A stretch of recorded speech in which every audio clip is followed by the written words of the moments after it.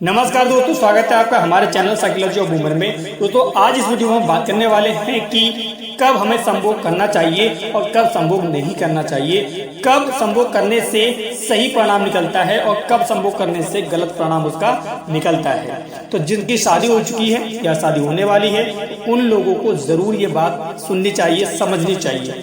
तो चलिए एक कहानी है उसे सुनाते हैं, उससे आप समझेंगे कि कब करना चाहिए और कब नहीं करना चाहिए। तो कहानी कुछ इस प्रकार है कि एक बार विरा अवतार के बारे में कहानी है। भगवान से जो राजा परीक्षित हैं वो भगवान से कहते हैं कि भगवान विरा अवतार के बारे में आप हमें कहानी समझाएं। तब भगवान जो है उन्हें कहानी समझाते हैं विरा अवतार के बारे में कि राजा दक्ष की कन्या जो दिति थी वो अपने पति के पास यानी कि अपने पति कश्यप ऋषि के पास शाम के समय में, यानी शाम की बेला थी, तब उस समय में वो जाती है एक अपने संतान की कामना लेके या पुत्र की कामना लेके। तब वो उनके पास जाती है और कहती है कि मुझे संतान चाहिए। तब उनके पति कहते हैं कि देखो अभी ये समय जो है वो सही नहीं है, क्योंकि शाम का समय जो होता है वो संभोग के लिए नहीं होता है। अब क्यों नहीं होता है, इसके दो तीन कारण होते हैं। पहला कारण होता है, बताया गया है कि उस समय जब भगवान शाम को अपनी गैया चरा के वापस आते थे तो उस समय जो है शाम की बेला हुआ करती थी और उस समय की वेला को जो बोलते थे गोधूली वेला, क्योंकि जब वो वापस आते थे गाय चराकर तो गायों के पैरों से जो धूल उड़ा करती थी उसे उस समय बोलने लगे गोधूली बेला। और जब वो अपने घर आते थे तो माँ यशोदा भी उनका बहुत ज्यादा लाड़ प्यार करती थी, क्योंकि पूरे दिन वो गाय चराकर आते थे। जैसे ही हम अपने घर में पूजा करते हैं शाम को तो हम भी भगवान को भोग लगाते हैं और बहुत सारा उन्हें भजन कीर्तन ऐसे ही प्यार करने की कोशिश करते हैं और प्यार करते भी हैं। तो पहला तो रीजन ये था कि शाम को संभोग नहीं करना चाहिए। और दूसरा इसका कारण ये था कि कहा जाता है कि शाम के टाइम में यानी कि भगवान और माँ पार्वती और भगवान शिव शंकर जो है पृथ्वी की परिक्रमा करने के लिए इसी टाइम में जो है वो निकलते हैं। इस वजह से भी जो है वो हमें संतान संभोग नहीं करना चाहिए शाम के समय में। यानी कह सकते हैं शाम का समय जो होता है सूर्यास्त का समय, उस समय की बात की जा रही है।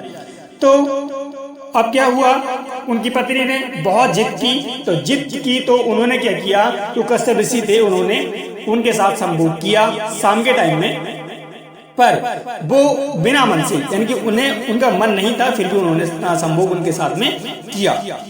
अब उन्हें ये लगा कि पति ने किया तो है ऐसा, लेकिन वो नाराज हो गए। अब उनकी पत्नी उनसे कहती है कि आप ऐसा करने से नाराज क्यों हुए, क्योंकि मैंने जो किया है वो आपके भले के लिए किया है, आपका वंश आगे बढ़ेगा, आपके पुत्र होगा।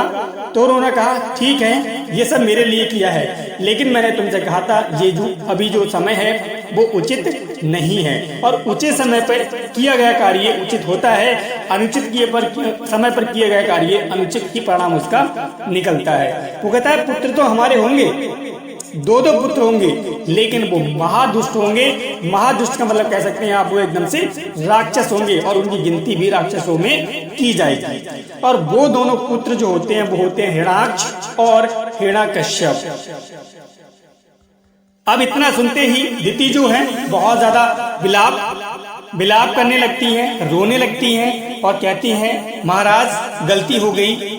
अब वो कहते हैं देखो भाई जो हो गया वो तो हो गया, उसे तो मैं टाल नहीं सकता, पर तुमने पछतावा किया है, प्रायश्चित किया है, अपनी गलती को स्वीकारा है। बस इसके लिए आपके लिए एक अच्छी खबर ये है कि तुम्हारे जो पौत्र होगा, यानी तुम्हारे पुत्र का जो पुत्र होगा वो जो होगा वो भगवान का अति प्रिय होगा और उनका बहुत ज्यादा प्रिय होगा, और वो थे भक्त प्रहलाद। तो दोस्तों इस कहानी से आप इतना सीखें बस, अगर आपकी शादी हुई है तब भी, ना हुई है तो भी ध्यान रखें, सुबह और एकदम शाम के लिए सेक्स नहीं करना चाहिए, संभोग नहीं करना चाहिए, क्योंकि ये जो समय होता है वो एकदम पूजा पाठ का समय होता है। इस समय पूजा पाठ करना चाहिए, क्योंकि सेक्स के लिए बहुत सारा समय जो है आपके लिए मिलता है, उन समय में आप करें, लेकिन सुबह या शाम के टाइम में सेक्स नहीं करना चाहिए। इस समय जो है पूजा पाठ का समय है तो पूजा पाठ करनी चाहिए।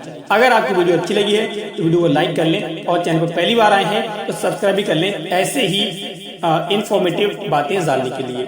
चलिए मिलते हैं अगली वीडियो में। टेक केयर, जय हिंद दोस्तों।